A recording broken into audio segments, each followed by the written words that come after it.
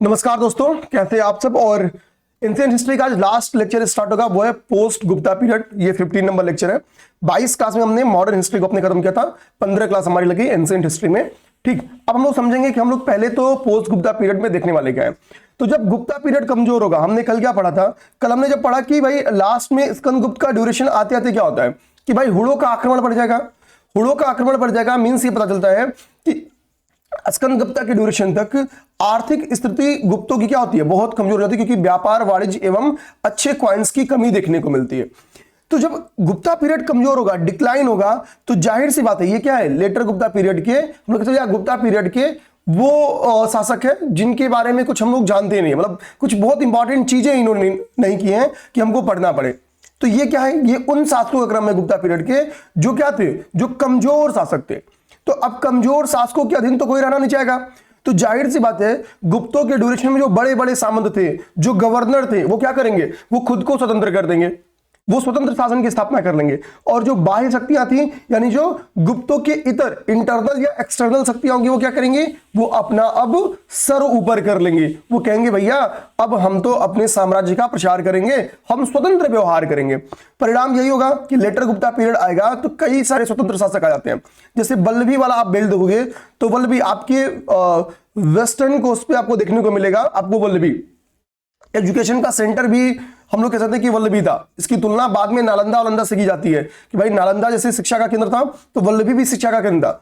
तो वल्लभी में क्या होता है, मैत्रक वंश आप देखोगे आ जाती है। तो जैसे वल्लभी के मैत्रक वंश, पंजाब में जो हुड़ अभी स्कंदगुप्त के ड्यूरेशन में खुद को स्टेबल कर रहे हैं, मध्य एशिया से आए हैं, आप देखोगे कि पूरी पंजाब वाला बेल्ट वो सब सिंधु प्रदेश पे ही कंट्रोल कर लेंगे। ठीक, तो हम लोग पंजाब जो हुड़ है उन हुड़ शासकों को देखेंगे। खुशनवाज के नेतृत्व में देखेंगे कि पहला दल आया था, हालांकि तोड़मार सफल होता है, मिहिरकुल इसमें सबसे बर्बर था। ठीक, पढ़ेंगे हम लोग उसको। उत्तर गुप्त को पढ़ेंगे, मगध एवं मालवा वाले बेल्ट पे देखेंगे उत्तर गुप्त नाम से ही है। गुप्तों के पश्चात आफ्टर गुप्ता गुप्तों के ये सामंत थे। ठीक है, इसमें बेसिकली सबसे ज्यादा इंपॉर्टेंट कृष्णगुप्त और आदित्य सेन है। नाम तो हमने सारे लोगों का क्रम से लिख दिया क्योंकि आजकल क्रम पे क्वेश्चन बनने लगा है। और सबसे बड़ी बात है छोटे छोटे डायनेस्टीज पे क्वेश्चन बनना स्टार्ट हो गया है, तो इसलिए मैंने वो गलतियां नहीं किया, हम इसको देखते चलेंगे। इसी तरीके से कन्नौज का मोखरी वंश, ये हमारे लिए सबसे इंपॉर्टेंट है। कन्नौज के मोखरी वंश देखेंगे। अब कन्नौज का मोखरी वंश हम लोग देखेंगे कि भाई कन्नौज वाले बेल्ट पे आती है। बाद में इसी कन्नौज के मोखरी वंश से संबंध आपको हो जाता है वर्धन वंश का। क्यों? क्योंकि जो इसमें अंतिम शासक आपको कन्नौज के मोखरी वंश का ग्रहवर्मा दिख रहा होगा, ग्रहवर्मा की शादी किससे होती है, तो वर्धन डायनेस्टी की एक मतलब राजकुमारी रहती है राजश्री, उनसे विवाह होता है। और हमको पता है ग्रहवर्मा की हत्या हो जाती है। परिणाम स्वरूप जो वर्धन डायनेस्टी, वो हर्षवर्धन का पूरा कहानी देखेंगे तो समझेंगे कि कैसे वर्धन डायनेस्टी के अंदर फिर आ जाता है मोखरी डायनेस्टी। यानी कन्नौज में आपको मोखरी वंश दिख रहा है। इसके बाद से आपको पचमा क्या दिख रहा है, पचमी इस ड्यूरेशन में लेटर गुप्ता पीरियड में एक डायनेस्टी आपको दिख रही है जिसका नाम है वर्धन डायनेस्टी।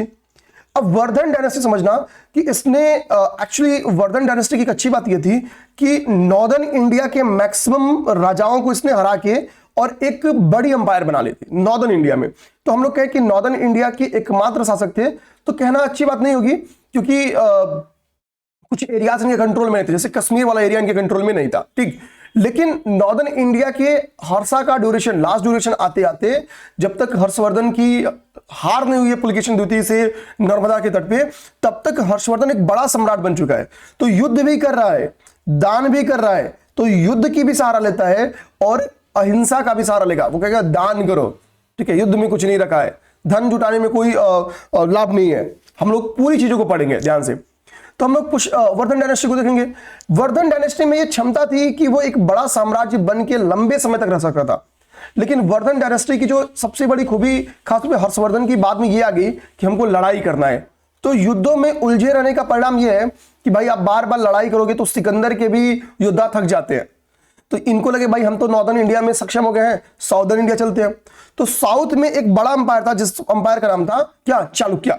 तो चालुक्य से ये क्या करेंगे, चालुक्य से ये लोग हार जाएंगे। हम लोग डिटेल में देखेंगे आपका वर्धन डायनेस्टी। फिर चालुक्य डायनेस्टी की क्या होगी, पराजय होगी। चालुक्य डायनेस्टी का एक शासक है पुलकेशिन द्वितीय। इसकी खूबी क्या है, इसने ही चालुक्य डायनेस्टी को टॉप पे पहुंचाया और इसी के ड्यूरेशन में ये बॉटम पे आ जाएगा। ठीक, लास्ट जाते जाते आप देखोगे कि जो चालुक्य डायनेस्टी है वो बॉटम पे आ जाएगा। अब चालुक्यों का एक ब्रांच नहीं था, वातापी एवं बादामी ये सबसे बड़ा ब्रांच था। इसके अलावा कई इनके छोटी छोटी ब्रांचेस थे, जैसे अब देखोगे वेंगी, ठीक है, वेंगी के चालुक्य, कल्याणी में इनका एक ब्रांच था, वेस्टर्न ब्रांच, ठीक है, तो कल्याणी के चालुक्य, ठीक है, और अनिलवाड़ा के चालुक्य। बेसिकली जब पुलकेशिन द्वितीय हारेगा लड़ाई, किससे हारता है, कब हारता है, ये समझेंगे, तो वहीं से क्या होता है ना कि इनका भी विभाजन शुरू हो जाता है। तो ये लोग कहेंगे भाई हम यहाँ पे शासन करेंगे, हम वहां पे शासन करेंगे। जो पुलकेशिन द्वितीय, जिसको जैसे अब पुलकेशिन द्वितीय क्या कहेगा, इसके भाई थे विष्णुवर्धन, विष्णुवर्धन को वेंगी का गवर्नर बना देता है। जब चालू अब पुलकेशिन द्वितीय मरेंगे तो विष्णुवर्धन क्या करेंगे, स्वतंत्र व्यवहार कर देंगे, कहां पे, वेंगी में, और अपना खुद की शाखा स्टेब्लिश कर देंगे। ओके, तो आज की हमने अच्छा, इसी में पल्लवास डायनेस्टी से युद्ध में पुलकेशिन द्वितीय उलझता है, ठीक है, पल्लवास डायनेस्टी में।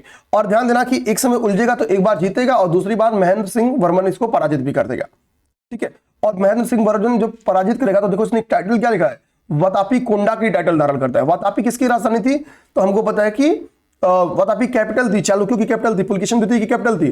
तो वातापी कोंडा में वातापी का विजय करने वाला, वातापी कोंडा, ठीक है। ऐसे कोंडा टाइप के टाइटल्स आपको भी बहुत देखने को मिलते हैं, ठीक है, ठीक। अब देखो इसने महामल्ल की भी टाइटल धरी थी, क्यों, जब ये पुलकेशिन द्वितीय को पराजित करेगा तब ये टाइटल धरता है। हम लोग चीजों को डिटेल में अब समझने की कोशिश करते हैं। अभी 5-6 मिनट में हमने इंट्रो ले लिया कि भाई हम क्या क्या देखने वाले हैं और क्या क्या करने वाले हैं। अब हम लोग अपने टॉपिक्स पे पहुंचते हैं, लेक्चर जो हमारा है इनिशियली स्टार्ट करते हैं। तो देखिए जब हम लोग वल्लभी के मैत्रक वंश की बात करते हैं तो वल्लभी के मैत्रक वंश की जो न्यू रखा था ध्यान देना, उस न्यू रखने वाले का नाम क्या था, भट्टार्क। ध्यान देना, तो भट्टार्क क्या हम लोग कह सकते हैं कि इस वंश का संस्थापक है। भट्टार्क क्या है, इस वंश का संस्थापक है। तो मैत्रक वंश के संस्थापक का नाम आपको अगर पूछे तो कौन है, तो वो भट्टार्क है। भट्टार्क के बाद से धर्षेन आता है, धर्षेन के बाद से द्रोणसेन आता है, द्रोणसेन के बाद से इसी का भाई जो होता है ध्रुवसेन, इसका भाई ध्रुवसेन आता है। अब वैसे तो इन शासकों की कोई धर्षेन हो या द्रोणसेन हो या ध्रुवसेन हो, इन शासकों की कोई अचीवमेंट नहीं जो हमको बहुत ज्यादा पढ़ना हो, ठीक, अच्छी बात है, अचीवमेंट रहती तो पढ़ना रहता। आपको क्या बस याद रखना कि भट्टार्क के बाद से धर्षेन, द्रोणसेन, ध्रुवसेन, रीडिंग कर लेना है। अब इसमें आप बस याद करो कि भट्टार्क संस्थापक था और ध्रुव जो था, तो ध्रुव क्या है भाई, दूर का तारा है, ठीक है, तो सिंपल सी बात है, तो ध्रुवसेन लास्ट शासक था, ऐसे याद कर जाओ। तो भट्टार्क संस्थापक, ध्रुवसेन लास्ट शासक, इतना याद कर जाओ, बाकी आप बीच वालों को छोड़ दो, हमको अरेंजमेंट करने के लिए आएगा तो लग जाएगा। इस बार सेन डायनेस्टी का जो क्वेश्चन आया था वो ऐसे लास्ट शासक से ही लग जा रहा था, ठीक है, तो हम भी दिमाग में रखेंगे कि अभी आपको बहुत पहला और लास्ट पढ़ना है, अभी भर भर के आगे 6-7 डायनेस्टीज है तो सब में पढ़ना हमको, ठीक है। अब बोलोगे ये सब क्या, हमको वल्लभी के मैत्रक वंश में इतना ही पढ़ना था, तो केवल इतना ही नहीं, हमको क्या जानना है इनके बारे में। एक चीज जो इनके बारे में हमको और इंपॉर्टेंस रखते हुए जाना है कि ये बौद्ध धर्म के फॉलोअर थे, बौद्ध रिलीजन के फॉलोअर थे, बौद्ध रिलीजन के फॉलोअर थे, यानी बौद्धिज्म का विस्तार या प्रसार इनके ड्यूरेशन हुआ होगा। और वल्लभी जो देख रहे हो ना, तो वल्लभी नामक जो ये लोकेशन है, वल्लभी एक शिक्षा के केंद्र के रूप में इनके ड्यूरेशन में डेवलप होगी। तो वल्लभी का जो प्रसार है या जो नाम है वो शिक्षा के केंद्र के रूप में होता है, शिक्षा के केंद्र के रूप में विकसित होगी। और नॉर्थ इंडिया से अगर इसकी तुलना करें तो हम लोग नालंदा विश्वविद्यालय से इसकी तुलना करते हैं। जैसे एक चीनी यात्री इत्सिंग था, एक चीनी यात्री इत्सिंग था, इत्सिंग ने इसकी तुलना किससे की है, नालंदा विश्वविद्यालय से। इत्सिंग ने इसकी तुलना नालंदा विश्वविद्यालय से की है, यानी बहुत बड़ी शिक्षा की केंद्र रही होगी। हमको पता है नालंदा विश्वविद्यालय बौद्ध धर्म के महायान शाखा से संबंधित शिक्षा प्रदान की जाती थी नालंदा में, ठीक है। तो नालंदा विश्वविद्यालय से इसकी तुलना कर की जाती है। तो बौद्ध, इनके संदर्भ में हमको बेसिकली इतनी चीजें दिमाग में रखनी है, ठीक है, इतनी चीजें हमको दिमाग में रखनी है। इत्सिंग के बारे में ध्यान देना, ये 7वीं सदी में या 7वीं शताब्दी में भारत आया था, 7वीं शताब्दी में भारत आया था,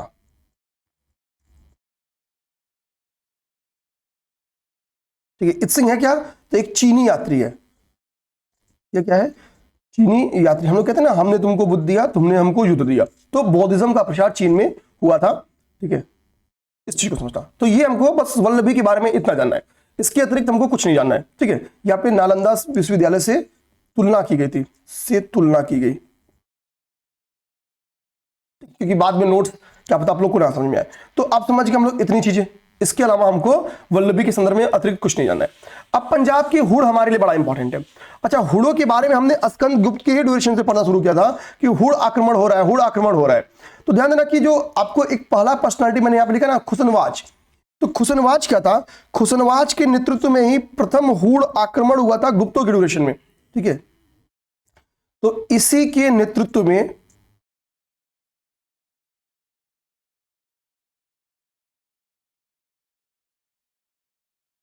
स्कंदगुप्त के समय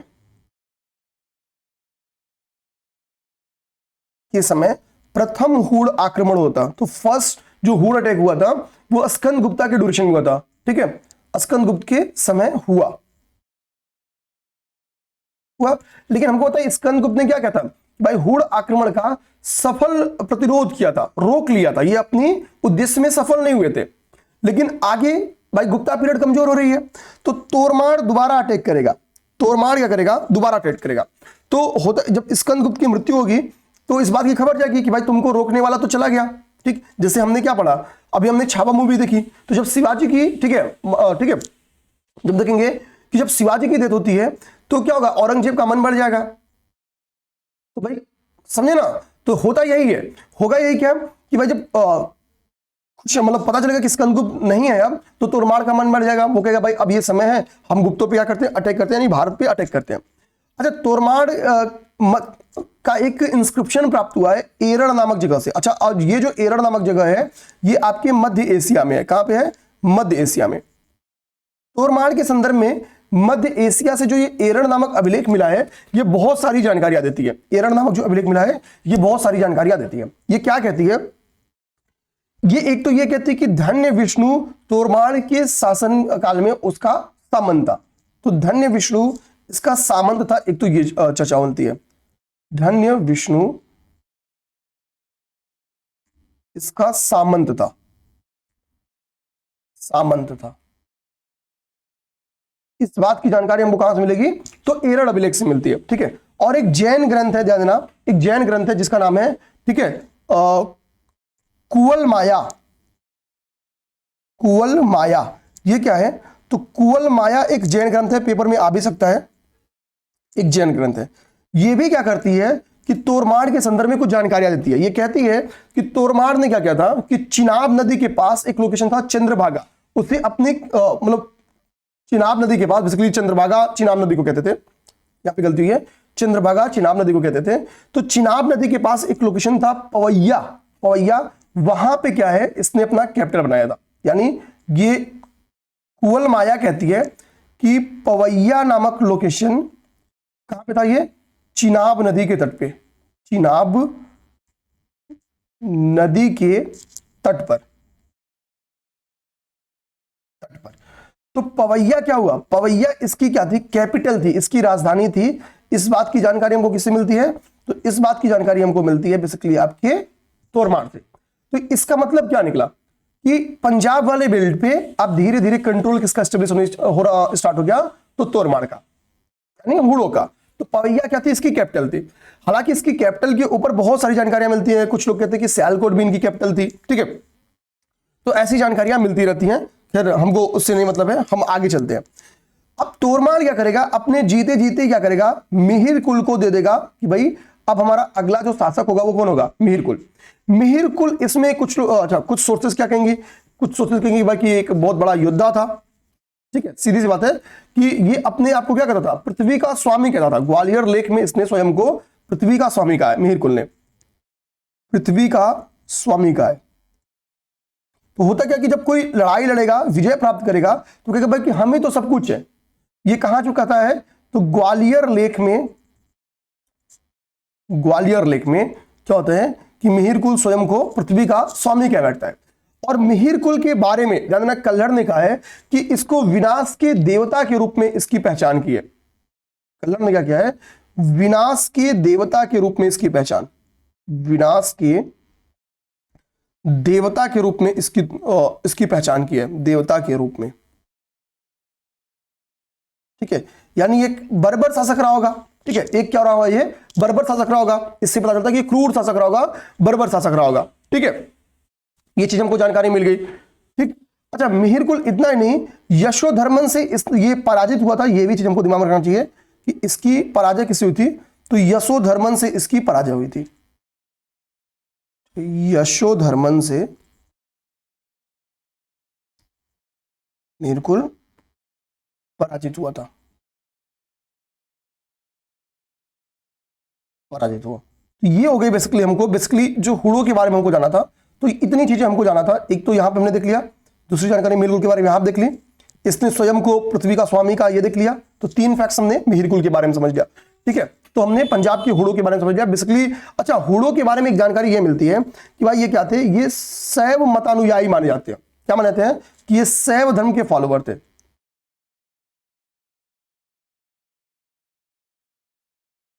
शैव मतानुयायी माने जाते हैं, एक बात ये भी दिमाग में रखना। ठीक है, और कहा जाता है कि ये बौद्धों के शत्रु थे, बौद्धों के शत्रु थे। कई सारे बौद्ध भिक्षुओं की इन्होंने हत्या कराई थी, खासतौर पे मिहिरकुल के बारे में कहा जाता है कि बौद्धों के क्या थे, शत्रु थे।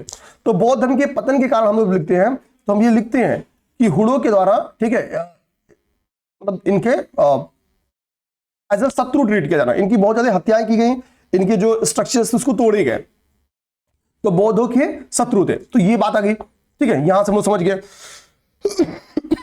ठीक ठीक है, मिहिरकुल शैव मतान मतलब ये शैव मतानुयायी थे, ये कैसे पता चलता है, क्योंकि मिहिरकुल ने एक शैव मंदिर का निर्माण भी कराया था। इससे भी पता चलता है कि ये क्या थे, ये शैव मतानुयायी थे। ठीक, अब मैंने यहां पे एक बात बोली आपको कि इसने ये किससे पराजित हुआ, तो यशोधर्मन से पराजित हुआ।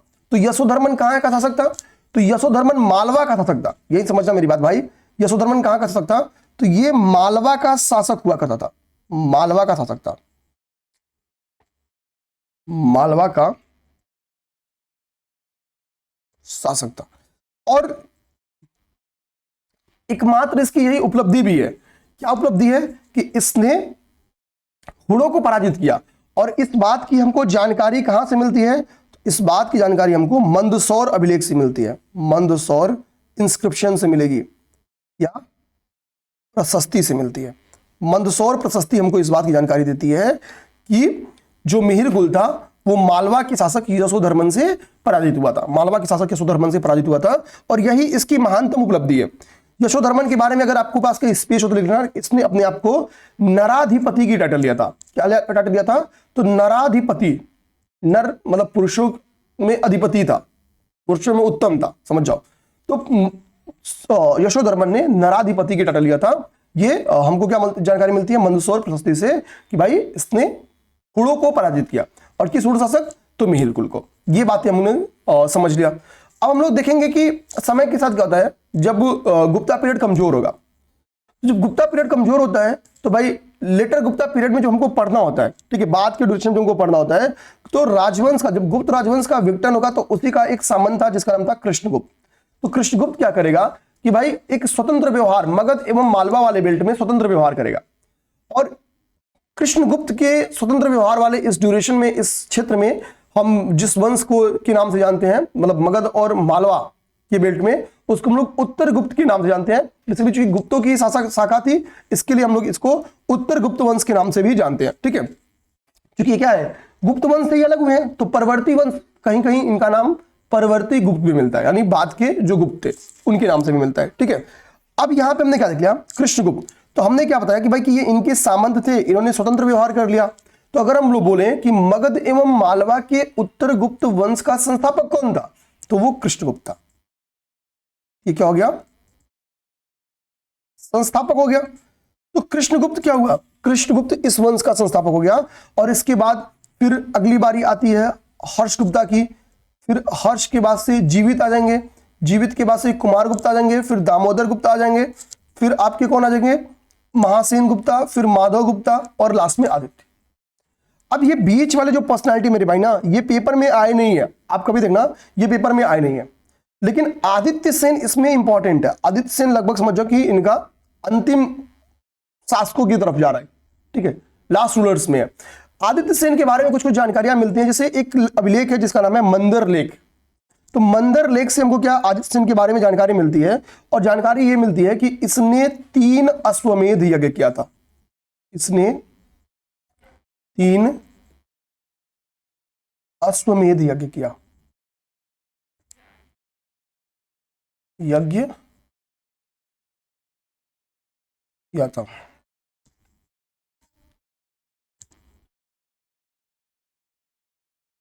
ठीक है, इसने 3 अश्वमेध यज्ञ किया था। ये जानकारी हमको कहां से मिलती है? तो मंदर लेख अभिलेख से मिलती है। तो पेपर में क्वेश्चन आ जाए कि वो शासक जिसने 3 अश्वमेध यज्ञ किया, तो वो हो गया आदित्य सेन। ठीक है। अच्छा, यज्ञों के क्रम में मैंने आपको, ठीक है, पुष्यमित्र शुंग के बारे में बताया। फिर हमने सातवाहन डायनेस्टी में भी एक शासक के बारे में पढ़ा था। अब वो क्रम लिखोगे क्या? कल की क्लास में मैंने समझाया था, अगर आप लिखोगे तो बढ़िया बात है, अच्छी बात है। ठीक है, तो मैं तो ये कहूंगा कि आप लोग लिख के बता दो, ठीक, कि वो अश्वमेध यज्ञ वाली पूरी कहानी, क्योंकि शुरू ये हो रही है कहां से? तो शुरू ये हो रही है अयोध्या अभिलेख से। अयोध्या अभिलेख को किसने लिखा? धनदेव ने। वहां से हमको जानकारी क्या मिलती है कि पुष्यमित्र शुंग ने 2 अश्वमेध यज्ञ किया था। क्या जानकारी मिलती है? 2 अश्वमेध यज्ञ किया। 2 अश्वमेध और 1 राजसूय यज्ञ किसने किया? तो सातकर्णी प्रथम ने किया। किसने? सातकर्णी प्रथम ने। ध्यान देना, यहां पे फिर से लिख देता हूं, यही नोट कर देता हूं मेरे भाई, नोट कर जाना, यहां पे नोट करो। ठीक है, अयोध्या अभिलेख क्या बताती है? अयोध्या अभिलेख, बताओ, पुष्यमित्र शुंग की ना चर्चा करती है। अयोध्या अभिलेख ये कहती है भाई कि 2 अश्वमेध के यज्ञ की जानकारी देती है कि एक शासक है जिसने 2 अश्वमेध यज्ञ किया। वो कौन सा शासक है? अब बताओ, मैंने उस शासक के बारे में सही बताया गलत? ठीक, सही बताया लगभग, बट अब गलत हो तो आप बता देना। ठीक है, अच्छा आ जाओ। इसके बाद से हमने देखा कि 2 अश्वमेध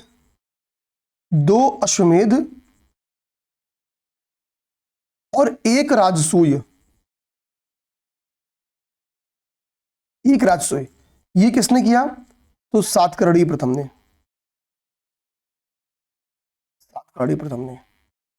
ओके, ध्यान देना।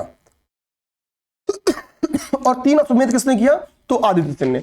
अब हमारी बात है वांग हुवेन तशे, ये एक चीनी राजदूत है, ठीक है, जिसने भारत की 2 बार यात्रा की। ये बताता है कि किसने? आदित्य सेन ने बोध गया में एक मंदिर का निर्माण किया था। ठीक है, ध्यान देना। ये क्या है? आदित्य सेन की ड्यूरेशन में बेसिकली 2 बार, ठीक है, भारत की यात्रा किया था, भारत की यात्रा की। और इस चीनी यात्री ने बताया, ये चीनी यात्री भारत का आता है, तो बेसिकली 655 से, ध्यान देना, 655 टू 675, इस 20 सालों के बीच में ये 2 बार भारत आता है। और ये बताता है कि आदित्य सेन ने गया में, ध्यान देना, गया में, या सीधे लिख दो बोध गया में, एक मंदिर का निर्माण कराया। एक मंदिर का निर्माण कराया। अभी हमने इत्सिंग के बारे में देखा, अब हम लोग वांग हुवेन तशे के बारे में देख रहे हैं, ये देख लिए। अब अगली बारी आती है कन्नौज के मोखरी डायनेस्टी की बारी। देखो, कन्नौज के जो मोखरी डायनेस्टी, ये भी गुप्तों के सामंत थे। ये भी क्या थे? ये भी गुप्ता के सामंत थे। गुप्ता के सामंत थे। अब जाहिर सी बात है, गुप्ता के सामंत थे, जब गुप्ता कमजोर होंगे तो ये अपने आप को क्या करेंगे? स्वतंत्र घोषित कर देंगे, स्वतंत्र व्यवहार करेंगे। ठीक है, हरिवर्मा इसका प्रारंभिक शासक था। हरिवर्मा क्या होगा? मोखरी डायनेस्टी का अगर पूछे आपसे कि प्रारंभिक शासक कौन था, तो वो हो गया आपका हरिवर्मा। हरिवर्मा इस डायनेस्टी का प्रारंभिक शासक था, ये दिमाग में रखेंगे, ये प्रारंभिक शासक था।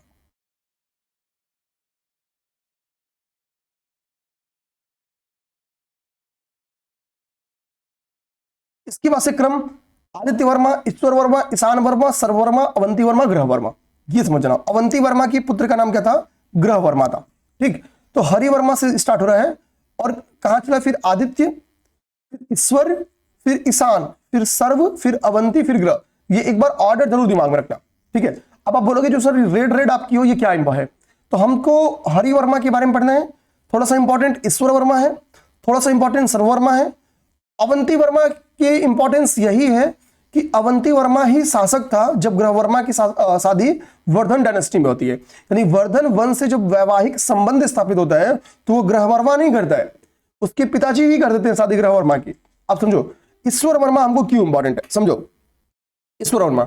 तो ईश्वर वर्मा को जौनपुर लेक में राजाओं में सिंह के समान बताया गया है। तो पेपर में ये आ सकता है क्वेश्चन, इसके बारे में दे देना कि जौनपुर अभिलेख क्या कहता है, इसको राजाओं में सिंह के समान, ये कौन बताता है, तो जौनपुर लेख इसको राजाओं में सिंह के समान बताता है। तो ईश्वर वर्मा का ये सीधी सी हो गया कि राजाओं में सिंह के समान बताएगा। ठीक, तो हमने इजिली इसको देख लिया। ठीक है, अच्छा अब हम लोग आ गए हैं, तो आदित्य वर्मा, हरि वर्मा और ईश्वर वर्मा, ये तीन ऐसे शासक हैं जिन्होंने महाराज की टाइटल धारण की थी। तीनों ने महाराज की टाइटल धारण की थी, हरि वर्मा ने भी, आदित्य वर्मा ने भी और ईश्वर वर्मा ने भी। अब इतनी फैक्ट्स न याद करो, लेकिन ये तो याद करना पड़ेगा कि राजाओं में सिंह के समान किस मौखरी शासक को कहा जाता था। तो ईश्वर को हम लोग क्या बोल रहे हैं, सीधी सी बात है कि नाम में ही पता चल रहा है भाई ईश्वर क्या होंगे भाई कि सभी राजाओं में सिंह के समान है, तो सीधी सी बात है। फिर ईशान वर्मा उतनी इंपॉर्टेंस नहीं रखते हैं हमारे लिए। फिर आगे कौन इंपॉर्टेंट है, सर्ववर्मा। तो कहा जाता है कि सर्ववर्मा ही प्रथम शासक था जिसने मगध को मौखरी साम्राज्य के अंतर्गत किया था, यानी मगध पे विजय प्राप्त की होगी। तो क्वेश्चन आए कि मगध को मौखरी साम्राज्य में किसने मिलाया। ठीक है, मगध को मौखरी आधिपत्य किसने किया, मगध पर मौखरी आधिपत्य। तो मगध पर सीधे कह सकते हैं हम लोग आधिपत्य,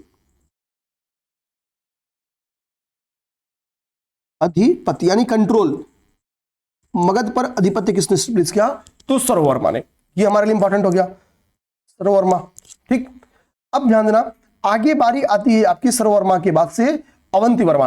अवंती वर्मा शासक होगा और इसी के समय में वर्धन वंश से वैवाहिक संबंध स्थापित होगा। वर्धन वंश से वैवाहिक संबंध, अभी हम लोग इसको समझेंगे कि कैसे वर्धन वंश से वैवाहिक संबंध स्टेब्लिश होता है। ठीक, बाद में एक शासक बनेगा ग्रहवर्मा, और ग्रहवर्मा की बेसिकली हत्या कर दी जाती है। ठीक है, कैसे हत्या होगी ये भी अभी हम लोग आगे जब वर्धन डायनेस्टी पढ़ेंगे तो बढ़िया से समझेंगे। सॉरी, इसमें बेसिकली हमको इतना ही जाना था और कुछ नहीं जाना था, इसके अलावा हमको कुछ और नहीं समझना था। अब हम लोग आएंगे अगला, देखो प्रीलिम्स के लिए टेस्ट सीरीज हमारी चल रही है। अब मैं आपसे यही कहूंगा मेरे भाई, एंशिएंट हिस्ट्री आपकी खत्म हो गई, मॉडर्न हिस्ट्री आपकी खत्म हो गई। अब अगली बारी आपकी आएगी मेडिवल हिस्ट्री की। हम आपकी परीक्षा चूंकि डिले है, विश्वास मानो परीक्षा के पहले आपकी सभी जीएस पे तैयारी करा देंगे पूरी तरीके से। अगली हमारी जो क्लासेस जाने वाली हैं वो जाएगी आपकी, एक तो मेरी क्लास जाएगी और एक अभी इन्वायरमेंट की क्लास भी हम लोग की रेडी हो गई है, तो इन्वायरमेंट की क्लास आपको मिल जाएगी। इस बार इन्वायरमेंट इकोलॉजी के क्वेश्चन अच्छे खासे आएंगे। रीजन क्या है, पीसीएस में जब भी एसीएफ आरएफओ की पद आएगी तो इन्वायरमेंट इकोलॉजी का क्वेश्चन जाते आएगा। ठीक है, तो इन्वायरमेंट इकोलॉजी की भूमिका बढ़ जाएगी। ओके, हमारा है पुष्यभूति या वर्धन डायनेस्टी। ठीक है, थानेश्वर की वर्धन डायनेस्टी। तो जो थानेश्वर नामक आपको लोकेशन है ना, ये आज के हरियाणा में था, आज के हरियाणा में स्थित है। थानेश्वर आज के हरियाणा में स्थित है। यहां पे क्या है कि पुष्यभूति नामक एक पर्सनालिटी ने अपने कंट्रोल में शासन चलाते हैं, और इन्हीं के नाम पे हम लोग इस डायनेस्टी को पुष्यभूति डायनेस्टी के नाम से भी जानते हैं। इसी डायनेस्टी का नाम वर्धन डायनेस्टी भी पड़ता है। वर्धन डायनेस्टी क्यों, क्योंकि प्रभाकर वर्धन इसके वास्तविक संस्थापक माने जाते हैं। तो थानेश्वर है कहां, हरियाणा। पुष्यभूति वंश क्यों कहते हैं, क्योंकि पुष्यभूति प्रारंभिक शासक थे, और वर्धन डायनेस्टी क्यों कहते हैं, क्योंकि जो मुख्य संस्थापक थे वो प्रभाकर वर्धन थे। तो पुष्यभूति इसमें कौन है, तो पुष्यभूति के बारे में हमको बस इतना पता रहना चाहिए कि भाई क्या थे, ये इस वंश के संस्थापक थे। ठीक है, अच्छा ठीक है,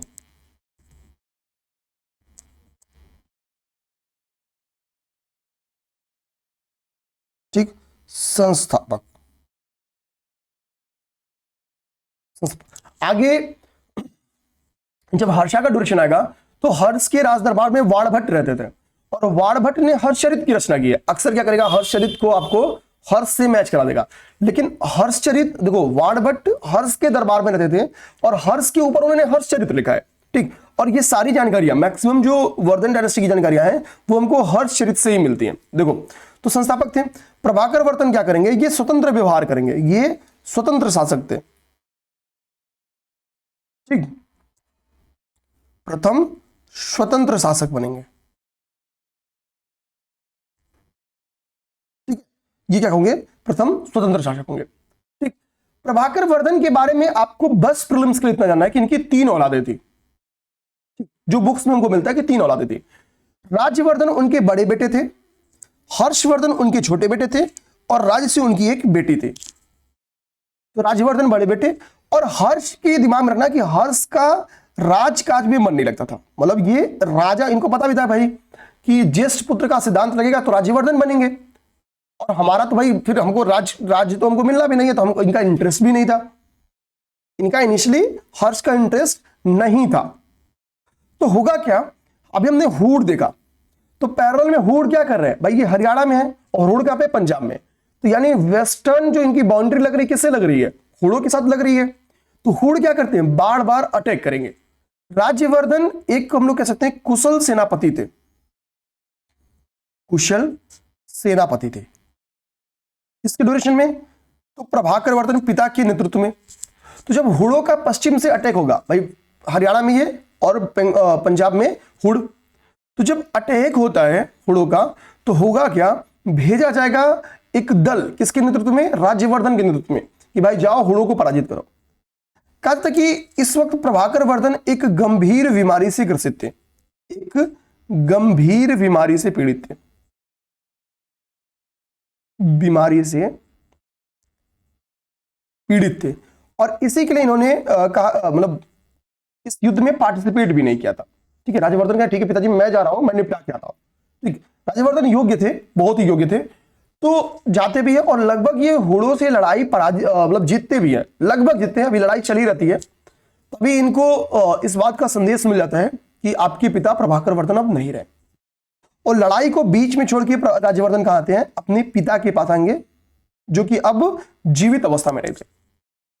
जब आएंगे तो हर्षवर्धन और राजश्री कहेंगे कि भाई भैया एक काम करिए, और पापा की चाबी थी, और नियमानुसार भी आपको गद्दी पाना है तो आप गद्दी पे बैठ जाइए, आप गद्दी धारण कर लीजिए, गद्दी धारण करिए। तो गद्दी पर बैठेगा कौन,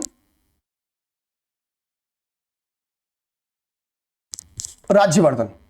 राज्यवर्धन गद्दी पे बैठ गया, यानी अब क्या हुआ कि थानेश्वर का शासक कौन बन गया, तो थानेश्वर का राजा बन गया कौन, राज्यवर्धन। लेकिन प्रभाकर वर्धन ने जीते जी क्या किया था, जब ये जिंदा थे तभी इन्होंने कन्नौज की जो मोखरी राजवंश था उसमें अवंती वर्मा शासन कर रहे थे, तो अवंती वर्मा के बेटे थे ग्रह वर्मा, ग्रह वर्मा से इन्होंने अपनी बेटी राजश्री का शादी कर दिया था, यानी वैवाहिक संबंध स्टेब्लिश हो गया। ठीक है, राजश्री किसकी पत्नी थी, तो ग्रह वर्मा की पत्नी थी, ग्रह वर्मा की पत्नी थी। अब होता क्या देखो, राज्यवर्धन बेसिकली 604 ईस्वी में राज्यवर्धन गद्दी पे बैठ रहा, 604 ईस्वी में। देखो 2 साल में ही कितनी बुरी दौर आएगा, 604 में ही हर्षा के पिता की डेथ होती है। अब बुरी दौर देखो, हर्षवर्धन राजा है, पिता की डेथ, तो पिता का शोक। फिर अचानक क्या होगा, बहन राजश्री की शादी हो गई है, और 604 से 606 ये 2 सालों में हर्षा की जिंदगी पलट जाएगी। क्या पलटेगी भाई, पहले तो पिता गए, राज्यवर्धन की बारी आती है। राज्यवर्धन को इस बीच में पता चलेगा कि उनके जो बहनोई है ग्रहवर्मा, ग्रहवर्मा की हत्या कर दी गई है, और उनकी बहन को राजश्री को बंदी बना लिया गया है। अब बात देखिए ग्रहवर्मा की हत्या कौन करता है, ग्रहवर्मा की हत्या कौन करेगा, जिससे राज्यवर्धन लड़ाई लड़ेंगे। तो ग्रहवर्मा की हत्या करने के पीछे 2 लोग जिम्मेदार थे, एक थे मालवा के राजा देवगुप्त, ठीक है, और बंगाल का गौड़ शासक था शशांक। ये मिलके ग्रहवर्मा की हत्या करते हैं। ठीक है, मालवा के राजा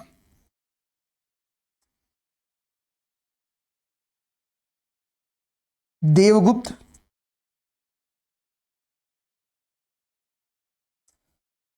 और पूर्वी भारत में एक लोकेशन था, मतलब वंश था गौड़ वंश, तो गौड़ शासक शशांक। ये दोनों लोग मिलके क्या करेंगे, निपटा देंगे किसको, तो निपटा देंगे ग्रहवर्मा को। ठीक, अब ग्रह लग गया किसके ऊपर, तो ग्रह लग गया अब मोखरी डायनेस्टी के ऊपर। भाई उत्तराधिकारी तो गया, और जो महारानी थी या राजरानी थी राजश्री, वो कैद कर ली गई।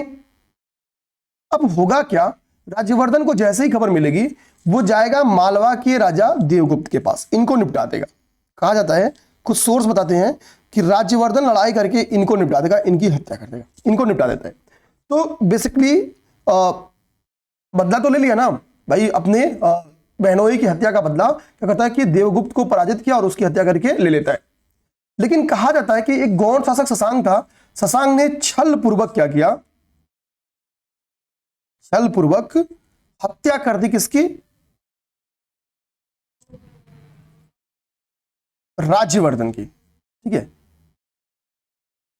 राज्यवर्धन की, तो छल पूर्वक राज्यवर्धन की हत्या कर दी। यानी अब लड़ाई तो जीत गए कौन, राज्यवर्धन, लेकिन छल पूर्वक उनकी हत्या हो जाती है। अब हर्षा की हाल देखो, पहले पिता गए, पिता के बाद से बहनोई गए, बहन कैद में है और भाई की हत्या होगी। अब बारी किसके शासक बनने की थी, बारी थी अब हर्षवर्धन को गद्दी पकड़ने की। हर्षवर्धन गद्दी भी पकड़ेगा। अब हर्षवर्धन के पास दो चैलेंज, पहला चैलेंज क्या कि भाई की हत्या जिस गौड़ शासक ने किया उसको निपटाओ, इसकी हत्या करो। और दूसरी चैलेंज क्या कि जो बहन है जो कि इन लोगों के कंट्रोल में है, इन लोगों के कब्जे में, उसको छुड़ाओ। हर्षवर्धन के पास दो चैलेंज। तो इसी बीच में एक खबर आती है कि राजश्री किसी तरीके से क्या होती है कि कैद से मुक्त हो जाती है। भाई राजघराने की लड़कियों क्या होता है भाई, उनको भी युद्ध कला और इन चीजों का प्रशिक्षण दिया जाता है। तो किसी तरीके से जोड़ तोड़ बैठा के राजश्री कैद से आजाद लेंगे और विंध्य के जंगलों में ये विचरण कर रही थी। इस बात की खबर हर्षवर्धन को आ जाती है कि बहन तो कैद से आजाद है हमको, लेकिन विंध्य के घने जंगलों में अब राजश्री को खोजना है। सती प्रथा के साक्ष्य इस ड्यूरेशन में मौजूद थे, लड़कियां सती होती थी क्योंकि हर्षवर्धन की भाभी भी सती हुई थी। हर्षवर्धन उस वक्त चाह रहा था कि ऐसा ना हो, लेकिन हर्षवर्धन की भाभी सती हुई। तो दिमाग में हर्षा के चल रहा था कि भाई ग्रहवर्मा तो नहीं है और मौखरी डायनेस्टी, भाई कन्नौज तो अभी छत विछत है, उसको अभी आगामी कौन बनेगा राजा पता ही नहीं है। तो सीधी सी बात है कहीं ऐसा ना हो कि राजश्री सती होने जा रही हो। और सती, भाई कोई अगर सती होगा तो जाहिर बात है ना कि अगर वो अपनी समाधि के लिए चीजें जुटा रहा है, ठीक है, तो कहा जाता कि सती होने की खबर, कोई महिला सती होने जा रही है, इस बात की खबर एक बौद्ध भिक्षु क्या थे भाई, वो एक जगह से दूसरी जगह मूवमेंट करते थे, विचरण करते थे। भाई भिक्षा जो मिल गया उसके बाद से वो ध्यान साधना में जाते थे। तो विंध्य के जंगलों में ही एक बौद्ध भिक्षु थे जिनका नाम मिलता है दिवाकर मित्र। जानना, दिवाकर मित्र, दिवाकर मित्र, दिवाकर मित्र क्या है, एक बौद्ध भिक्षु है।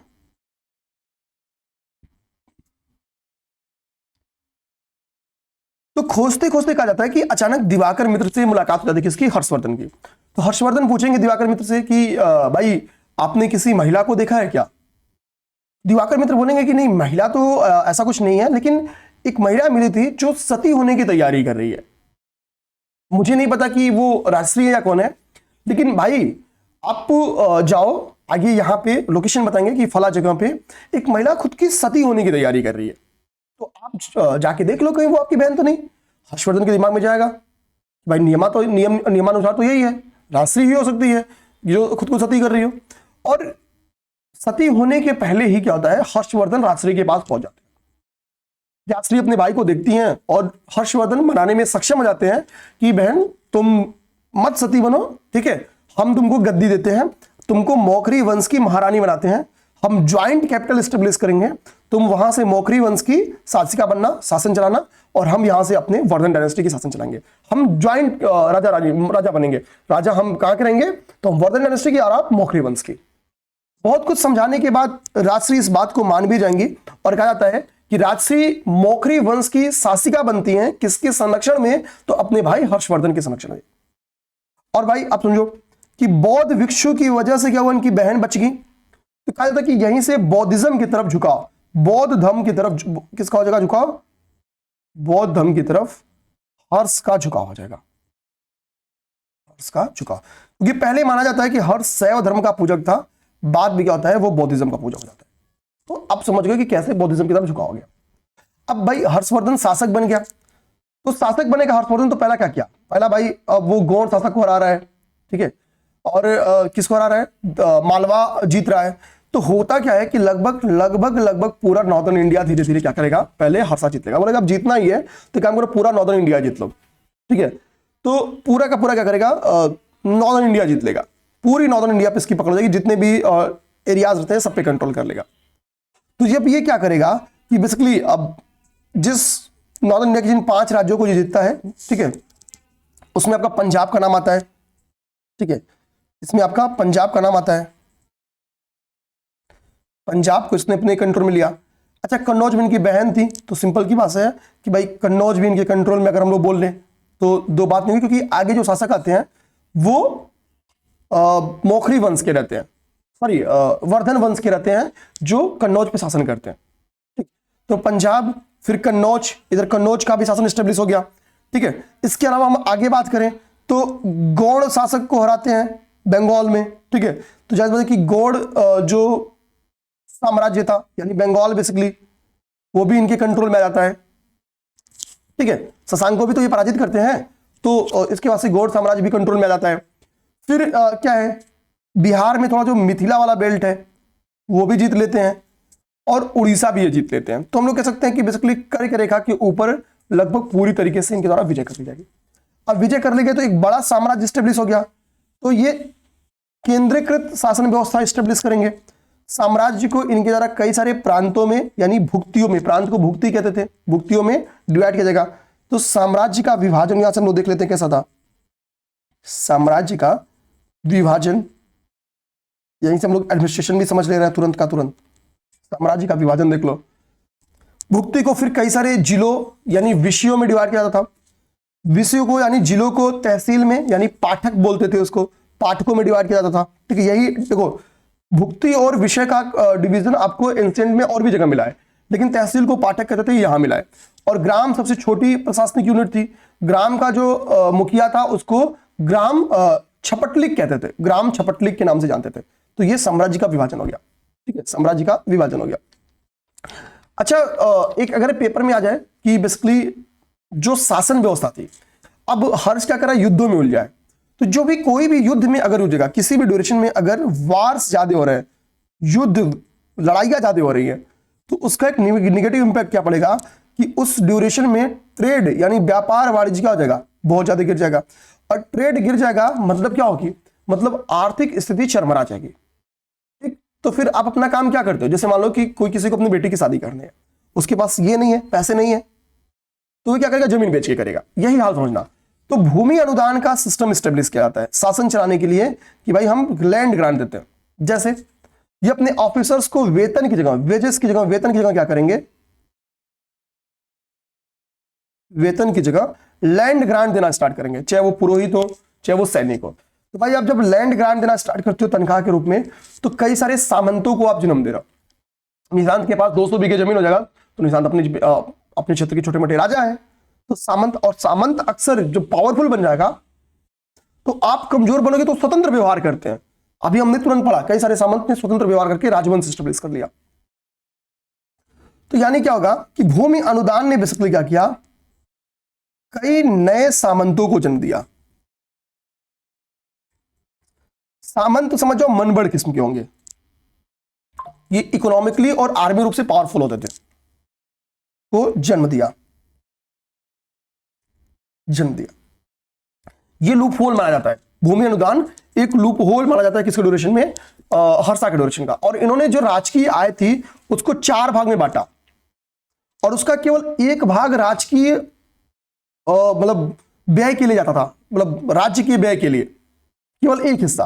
तो 3 हिस्से कहा जाते थे। दूसरा हिस्सा जो इनके यहां विद्वान थे, विद्वानों को दिया जाता था। तीसरा हिस्सा क्या था, बेसिकली अधिकारियों एवं ऑफिसर्स को दिया जाता था।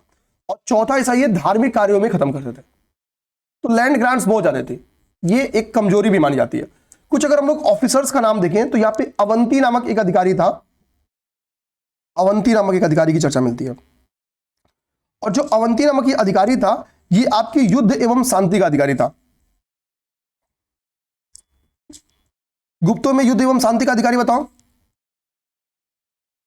होमवर्क कमेंट करो, कल ही पढ़े हम लोग। तो ये युद्ध एवं शांति का अधिकारी था। भौमिक एक करके अधिकारी था, एक अधिकारी था जिसका नाम था भौमिक। ये भूमि, भौम से भूम समझ लिया, तो ये कर वसूलने वाला अधिकारी था। कर वसूलना इसका काम था, हम लोग कह सकते हैं भौमिक नामक अधिकारी का। एक अधिकारी था जिसका नाम था पुस्तपाल, एक अधिकारी था पुस्तपाल। इसका काम क्या था कि जमीन का हिसाब किताब रखना, जमीन का, भाई भूमि अनुदान दे रहे हो तो किसको कितना दिया गया, किस एरिया का दिया गया, ये विवाद ना हो, तो जमीन का हिसाब रखना, हिसाब मेंटेन करना, इसका काम था पुस्तपालनामा अधिकारी। ओके, तो ये हमने बेसिकली चाहिए यहाँ पे ऑफिसर हेडिंग तो डाला था मैं,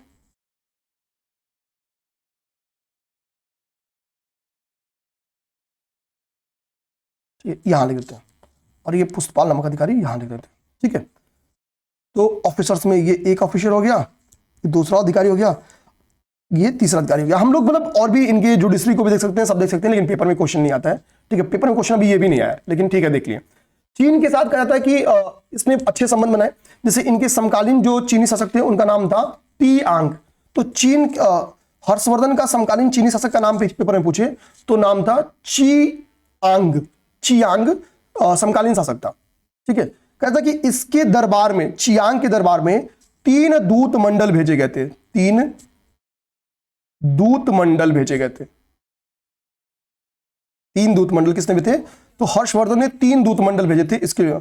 और एक चीनी यात्री था ह्वेनसांग, जो कि हर्षा के ड्यूरेशन में भारत आया था और हर्षवर्धन के बारे में बहुत सारी चीजें बताता है। जैसे नालंदा शिक्षा का केंद्र था, नालंदा विश्वविद्यालय के संदर्भ में क्या स्थिति थी हर्षा के संबंध में विश्वविद्यालय की, वो बताता है। और एक कहेगा कि महायान शिक्षा का एक बहुत बड़ा केंद्र था, और ह्वेनसांग जब भारत आएगा तो वो यहाँ पे महायान का मतलब नालंदा विश्वविद्यालय में पढ़ाई भी करता है, पढ़ता भी है। ठीक है, और अराउंड भारत में कहा जाता है कि ये लंबे समय तक रहा था। ठीक है, 629 में कहा जाता है कि वो चीन से चलते हुए भारत आया था, और 629 ईस्वी में कहा जाता है कि चीन से चल के भारत आया, और 645 तक रहा था, मतलब 15-16 साल लगभग रहा वो। ठीक है, तो ह्वेनसांग किसके ड्यूरेशन में आता है, यहाँ जानकारी मिल गई। तो वो हर्षवर्धन के समय आया था और रहा था यहाँ पे। ठीक है, इकोनॉमिक स्थिति के बारे में चर्चा मिले तो हम कैसे कहेंगे कि अच्छी नहीं थी, क्योंकि व्यापार वाणिज्य नहीं चला था, तो मींस हर्षा के ड्यूरेशन में इकोनॉमिक स्थिति अच्छी नहीं रही होगी। ठीक है, हर्षा के ड्यूरेशन में इकोनॉमिक स्थिति अच्छी नहीं रही होगी, इस बात की हमको सिंपल सा कॉन्सेप्ट निकालेंगे। अच्छा, हर्ष मैंने बताया कि बौद्धिज्म की तरफ झुक गया था, कैसे कैसे हमको चलेगा कि हर्षवर्धन बौद्धिज्म की तरफ झुका था। तो देखो हर्षवर्धन क्या करता था, अब ह्वेनसांग क्या कहेगा, भाई ह्वेनसांग तो बौद्धिज्म को मानने वाला था, तो कहता है कि हर्ष क्या थे कि कट्टर बौद्ध थे, कट्टर बौद्ध थे, मतलब बौद्धिज्म की फलने फूलने के लिए जो करना पड़ेगा वो करेंगे। तो ये कहा जाता है कि हर्षा क्या थे, कट्टर बौद्ध थे, कट्टर बौद्ध थे। ठीक, ये कौन कहता है, तो ये आपका ह्वेनसांग कहता है, ह्वेनसांग, इस बात की जानकारी ह्वेनसांग देता है। ठीक, और इसकी एग्जांपल वो कहता है कि हर्ष क्या था, 2 जगहों पे सभा करता था, कन्नौज और प्रयाग में। तो कन्नौज सभा और प्रयाग सभा से वो इसका एग्जांपल निकालेगा कि हर्ष ने कन्नौज और प्रयाग में बौद्ध सभाओं का आयोजन किया था, कन्नौज और प्रयाग में। ठीक है, इसने क्या किया था, बौद्ध सभा का आयोजन किया था, समझना बात को। तो कन्नौज में एक बौद्ध सभा के दौरान क्या हुआ था कि ब्राह्मणों ने बड़ा उद्दंडता कर दिया था, यह जानकारी मिलती है कि ब्राह्मणों ने बड़ा उद्दंडता कर दिया था, ने तांडव मचाया, उद्दंडता कर दिया, जो भी कह लो। ठीक है, या उपद्रव कर दिया, और हर्षा ने इन्हें दंडित किया। हर्ष ने क्या किया, इन्हें दंडित किया था। अब दंडित का मतलब है कि हो सकता है कि आर्थिक नुकसान लगाया हो या शारीरिक क्षति, कुछ लोग को मृत्युदंड दिया, कुछ भी किया हो। अब केवल इतना मिलती है कि हर्ष ने दंडित किया। तो चूंकि हर्ष ब्राह्मण को दंडित कर रहा है, तो इससे क्या पता चला है कि वो क्या रहा होगा, कट्टर बौद्ध रहा होगा। अच्छा, प्रयाग में क्या है, प्रयाग में बेसिकली जो बौद्ध सभा का आयोजन किया जाता था। ठीक है, तो प्रयाग में आयोजित जो महामोक्ष परिषद थी, जो यहां पे 6ठी महामोक्ष परिषद थी, इसमें हर्षवर्धन भी भाग लिया था। 6ठी महामोक्ष परिषद में हर्ष भी भाग लिया था। और हर 5 वर्ष, प्रत्येक 5 वर्ष, 5वें वर्ष ये परिषद, महामोक्ष परिषद जो है आयोजित की जाती थी, आयोजित होती थी। तो 6ठे वर्ष जो 6वां महामोक्ष परिषद था, उसमें कहा जाता है कि वेनशॉन्ग ने भी पार्टिसिपेट किया था, वेनशॉन्ग यहाँ पे मौजूद था। और इसके यहाँ पे क्या है, छठे महामोक्ष परिषद में आप देखोगे बुद्ध, सूर्य और शिव, इन तीनों लोगों की हर्षा ने क्या की थी, यहाँ पे उपासना की थी। बुद्ध, सूर्य और शिव, इन तीनों लोगों की उपासना की थी। ठीक है, यहां पे हम लोग समझ गए इन तीनों लोग की उपासना की थी। ठीक है, ये सारी बातें हम लोग समझ गए। ये अगर आपसे पूछ दे एंशिएंट इंडिया में कभी कभी यूपी के मेंस में क्वेश्चन आ जाए तो हम लोग यहां से समझ सकते हैं। ठीक है, तो हमने यहां से हर्ष देख लिया। अब हम लोग देखेंगे चालुक्य डायनेस्टी। चालुक्य डायनेस्टी देखते हैं, चालुक्य वंश को देखेंगे। तो चालुक्य वंश को कहीं कहीं सुनने को मिलता है हारिति पुत्र या मानव्य गोत्रीय कहते हैं इनको। जितना इनकी दो टाइटल्स कभी कभी मिलती है, इनको कहा जाता है हारिति पुत्र, हारिति पुत्र, या इनको मानव्य गोत्रीय, इनको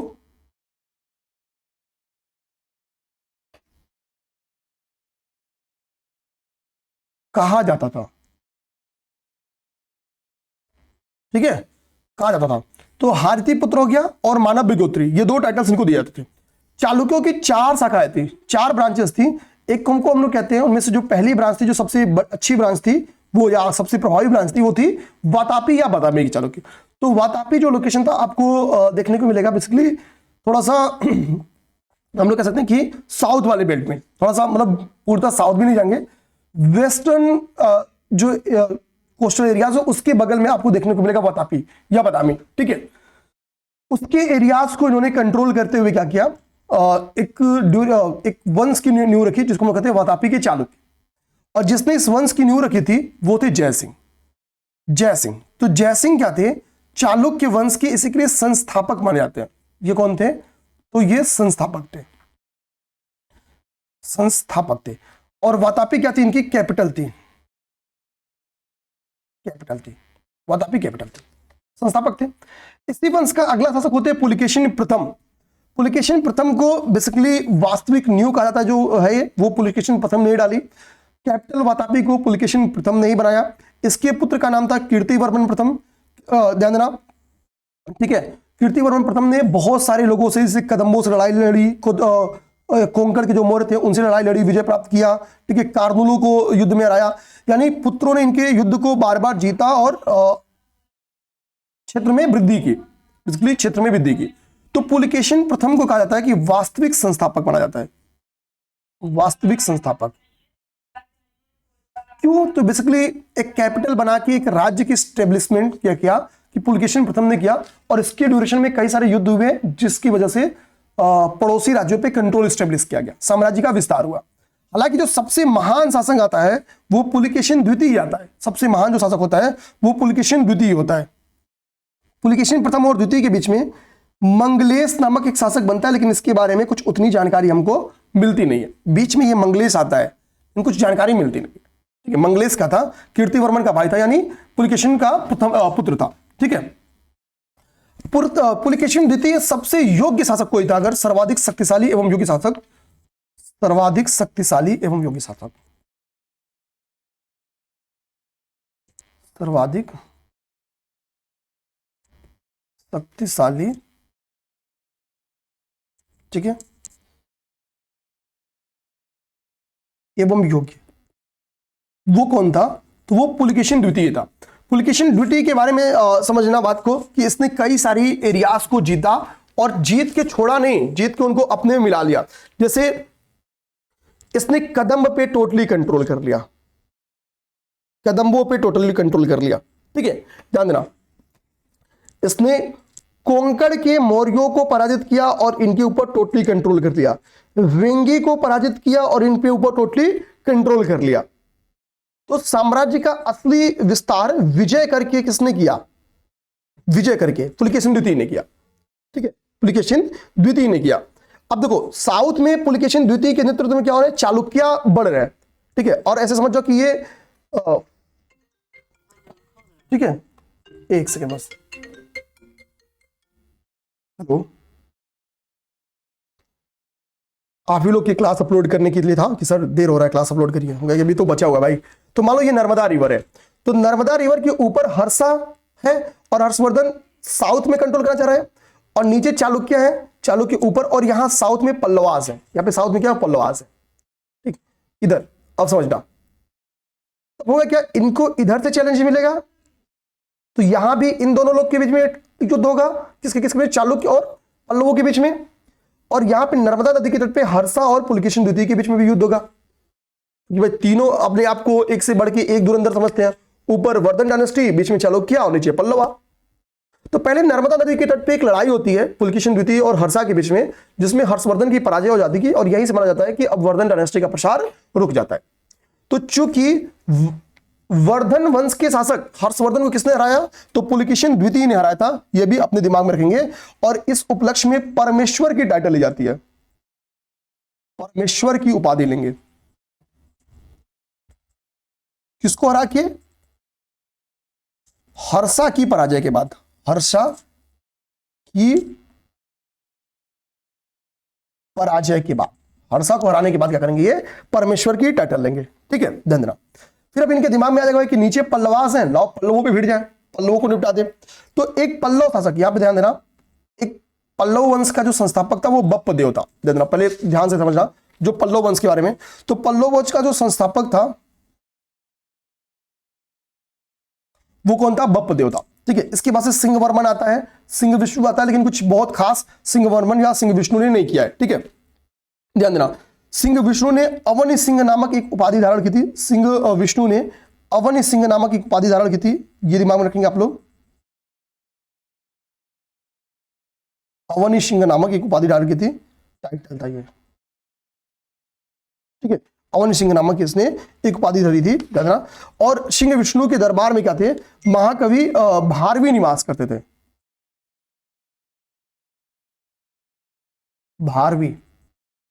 भारवी क्या करते थे? सिंह विष्णु के दरबार में निवास करते थे। तो हमारे दिमाग में यह भी रहना चाहिए। और भारवी ने क्या किया था? ठीक है, किरातार्जुनियम नामक नाटक लिखा था, या सॉरी महाकाव्य लिखा था। किरातार्जुनियम,